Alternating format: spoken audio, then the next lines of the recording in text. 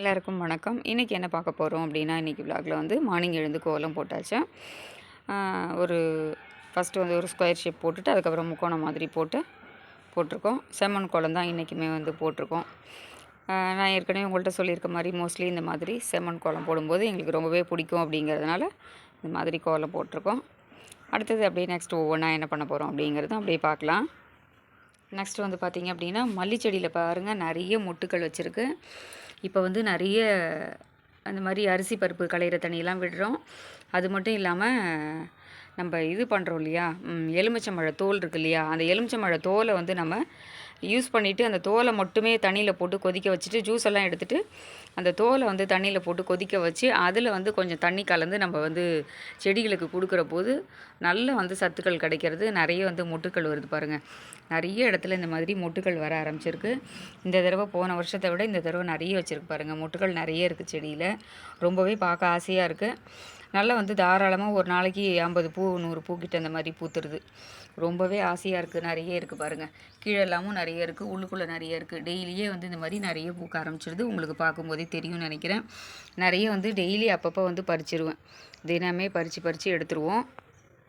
மல்லி செடிக்கு நிறைய வந்து கொஞ்சம் வெயிலும் தேவை, அதே சமயத்தில் நல்ல நீர் சத்தும் தேவை, தண்ணி சத்தும் நிறைய தேவை. இங்கே பாருங்கள், மேலேயும் வந்து நிறைய மொட்டுக்கள் வச்சுருக்கு. இந்த மாதிரி எல்லா இடங்கள்லையும் நிறைய மொட்டுக்கள் இருக்கிறதுனால செடி பார்க்குறதுக்கே ஆசையாக இருக்குது.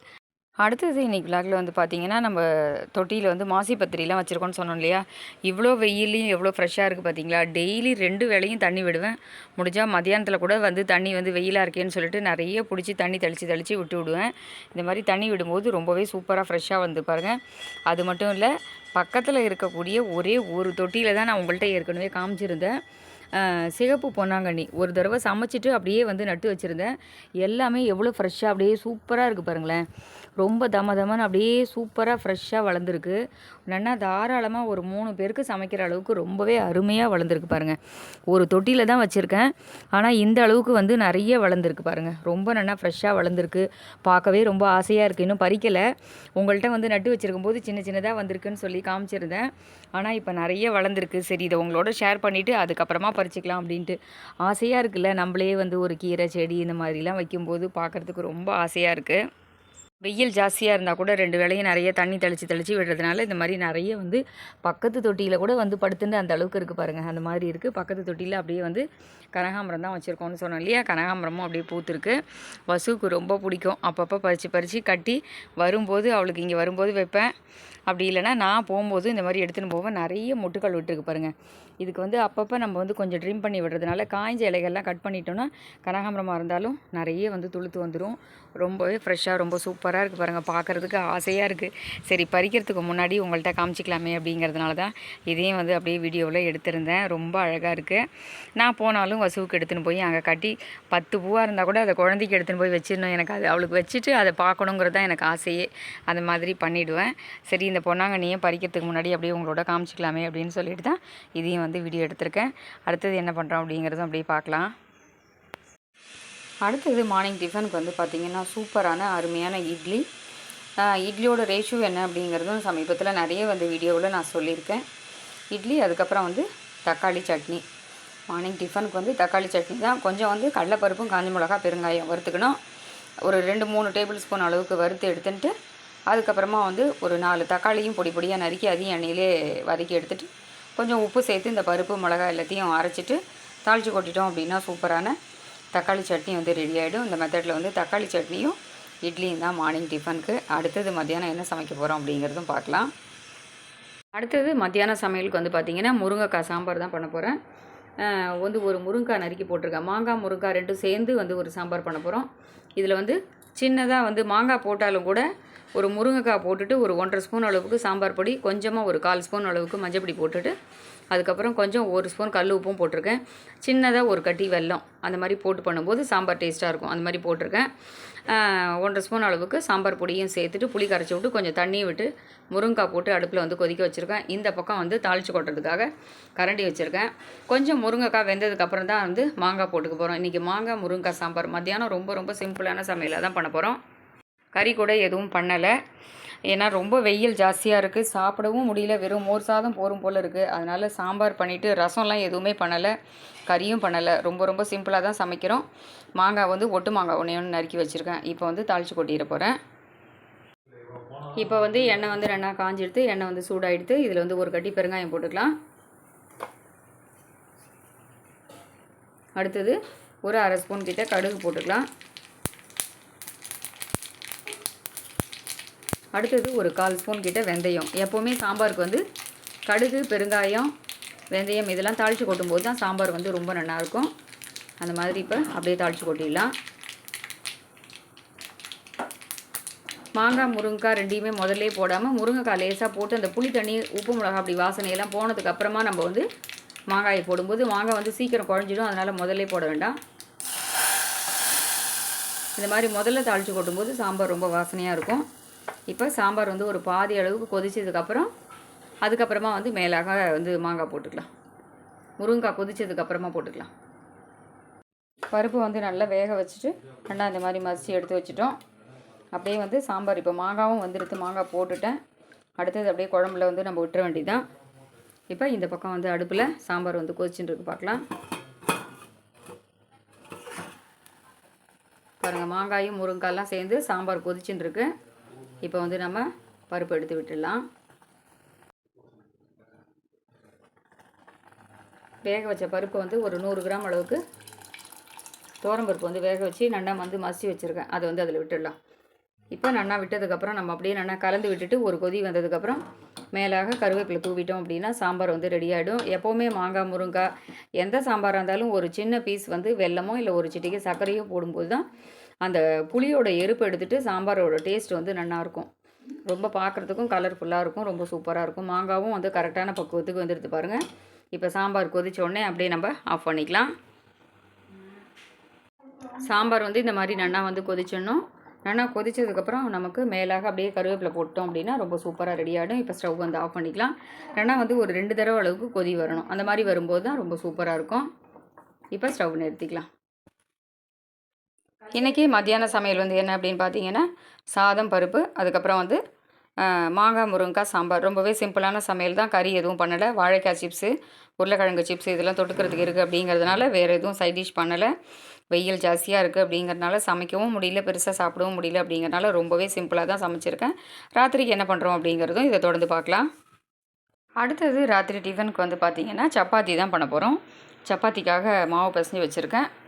சப்பாத்தி மாவு பிசைகிறது எப்படிங்கிறது எல்லாருக்குமே தெரியும். நல்லா வந்து கொஞ்சம் கொஞ்சமாக தண்ணி தெளித்து நம்ம வந்து பொறுமையாக பிசைஞ்சிக்கணும்.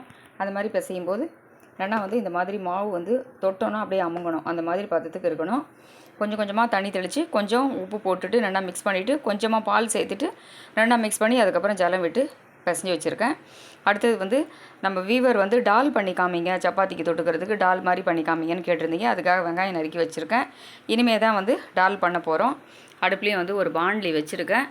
அதில் வந்து ஒரு 2-3 டேபிள் ஸ்பூன் அளவுக்கு எண்ணெய் விட்டுருக்கேன். இப்போ டால் பண்ணுறது எப்படி அப்படிங்கிறதும் பார்க்கலாம். இப்போ அடுப்பில் வந்து எண்ணெய் வந்து சூடாகிடுது. இதில் வந்து 1 ஸ்பூன் கிட்ட கடுகு போட்டுக்கலாம்.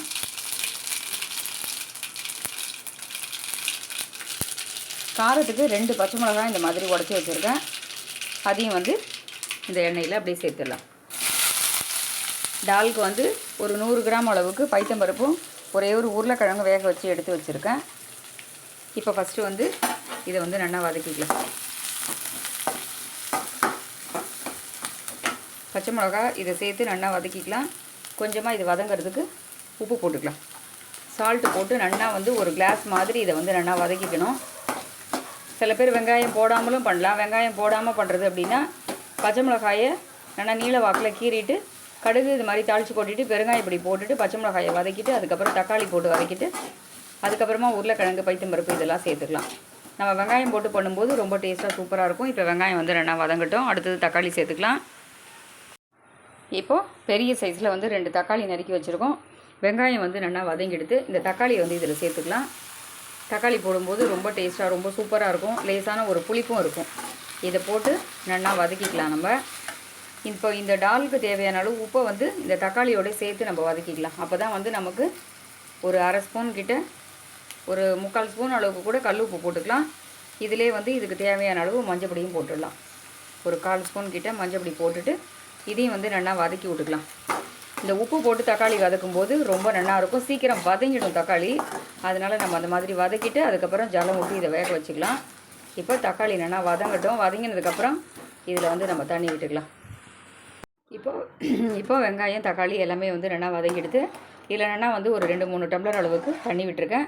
தண்ணி வந்து நல்லா கொதித்து இதெல்லாம் அந்த வெங்காயம் தக்காளி எல்லாம் நல்லா வேகட்டும். அதுக்கப்புறமா நம்ம வந்து சேர்த்துக்கலாம் பருப்பெல்லாம். இப்போ இது வந்து நல்லா கொதிக்கட்டும். அடுத்தது என்ன பண்ணுறோம் அப்படிங்கிறதும் பார்க்கலாம். இப்போ நம்ம வந்து கொத்தமல்லி தழை கருவேப்பிலை இதெல்லாம் ரெடியாக எடுத்து வச்சுருக்கோம். அடுத்தது வந்து வேக வச்ச பைத்தம் பருப்பும் வந்து நல்லா மசிச்சு வச்சுட்டோம். இதில் வந்து ஒரு உருளைக்கிழங்கு வேக வச்சு வச்சுருந்தோம் இல்லையா, அதையும் வந்து இப்போ இதில் சேர்த்துடலாம். சாம்பார் வந்து நல்லா கொதித்து ரெடி ஆகிடுது. இந்த உருளைக்கிழங்கு இதில் போட்டுடலாம். நல்லா போட்டுட்டு மிக்ஸ் பண்ணிக்கலாம். தக்காளி வெங்காயம் இதெல்லாமே வந்து நல்லா கொதிச்சிடுது.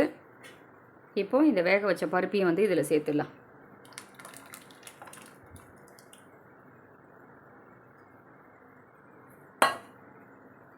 அப்படியே வந்து நல்லா ஒரு கொதி வரணும். அந்த மாதிரி வந்தால் தான் நல்லா சேர்ந்து திக்காகும். அடுப்பை வந்து நல்லா ஃப்ளேம் பெருசாக வச்சுக்கலாம். உங்களுக்கு இந்த தக்காளியோட புளிப்பு போடல அப்படின்னா, டால் அப்படின்னா கொஞ்சம் புளிப்பு கம்மியாக தான் இருக்கணும். ஒருவேளை இன்னும் கொஞ்சம் புளிப்பு தேவைப்பட்டது அப்படின்னா 1 டேபிள் ஸ்பூன் அளவுக்கு புளி ஜலம் வந்து கொஞ்சமாக துளியோண்டு புளி எடுத்து, ஒரு சின்ன நெல்லிக்காய் சைஸ் புளி எடுத்து கரைச்சி கொஞ்சமாக ஒரு டேபிள் ஸ்பூன் இல்லை ஒரு 2 டேபிள் ஸ்பூன் அளவுக்கு புளி ஜலம் விட்டுட்டிங்க அப்படின்னா அதில் வந்து லேசான தக்காளியோட புளிப்பு போடலன்னா அந்த புளிப்பு வந்து அட்ஜஸ்ட் பண்ணிவிடும். இந்த ஸ்டேஜில் உப்பு போருமா என்னங்கிறத நீங்கள் வந்து டெஸ்ட் பண்ணிவிடுங்க. அப்படியே ஒரு கொதி வந்ததுக்கப்புறம் நம்ம மேலாக கொத்தமல்லி தழை தூவிட்டு அப்படியே ஆஃப் பண்ணிக்கலாம். இப்போ அது ஒரு கொதிக்கட்டும். இப்போது சாம்பார் வந்து நல்லா வந்து உங்களுக்கு டால் கொதிக்கிறது இல்லையா, இதில் வந்து அப்படியே மேலாக கொத்தமல்லி தழை தூவிடலாம். ரொம்பவே சூப்பராக இருக்கும். நீங்கள் வந்து இந்த மெத்தடில் ட்ரை பண்ணி பாருங்கள், ரொம்ப நல்லாயிருக்கும். அடுத்தது வந்து சப்பாத்தியும் இட்டுட்டு உங்களுக்கு காமிக்கிறேன். சப்பாத்தி சமீபத்தில் தான் எப்படி பண்ணுறது அப்படிங்கிறதையும் சொல்லியிருக்கேன். சப்பாத்தி எல்லாருக்குமே தெரிஞ்சது தான். அதனால் நீங்கள் இந்த மாதிரி மெத்தடில் வந்து சாம்பார் ட்ரை பண்ணுங்கள், ரொம்பவே சூப்பராக இருக்கும். அடுத்தது வந்து சப்பாத்தி வந்து பண்ணிவிட்டு உங்களுக்கு காமிக்கிறேன். இப்போது சப்பாத்தி வந்து பண்ணி முடிச்சிட்டோம். சுட சுட சூப்பரான சாஃப்டான சப்பாத்தியும் அருமையான டால் எப்படி பண்ணுறது அப்படிங்கிறத பார்த்துட்டோம். நம்ம வீவர் கேட்டதுனால இன்றைக்கி டால் வந்து எப்படி பண்ணுறது அப்படிங்கிற மெத்தட் வந்து பண்ணி காமிச்சிருக்கேன். ரொம்பவே சூப்பராக இருக்கும். இந்த மாதிரி மெத்தடில் டால் பண்ணிங்க அப்படின்னா 2-3 சப்பாத்தி சாப்பிட்றவா கூட 10 சப்பாத்தி கூட சாப்பிட்லாம். அவ்வளோ சூப்பராக இருக்கும். அருமையான டால் வந்து பைத்தம்பருப்பு சேர்த்து உருளைக்கிழங்குலாம் போட்டு எப்படி பண்ணுறது அப்படிங்கிறத பார்த்துட்டோம்.